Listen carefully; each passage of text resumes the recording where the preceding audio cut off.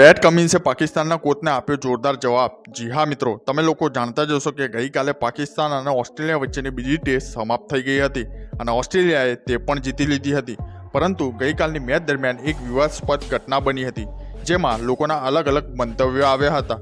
વાસ્તવમાં થયું એવું કે મોહમ્મદ રિઝવાન જ્યારે બેટિંગ કરી રહ્યા હતા ત્યારે બોલ તેમના હાથના કાંડાના બેન્ડને અડીને ગયો હતો, જેના પછી તેમને આઉટ આપવામાં આવ્યો હતો। હવે કેટલાક લોકો કહે છે કે ના, જો કાંડાના ભાગમાં વાગે તો તેને આઉટ ના આપવો જોઈએ, તે ખોટું છે।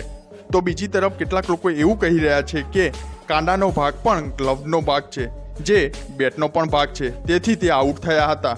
હવે પાકિસ્તાનના કોચ આના પર પ્રતિક્રિયા આપતા કહ્યું કે આ સારી રમત પર આ અસંગત ટેકનોલોજી સાપ લાવી રહી છે અને તેમણે બીજું નિવેદન આપતા પણ કહ્યું કે પાકિસ્તાન અન્ય ટીમ કરતાં પણ વધુ સારું ક્રિકેટ રમી રહી છે।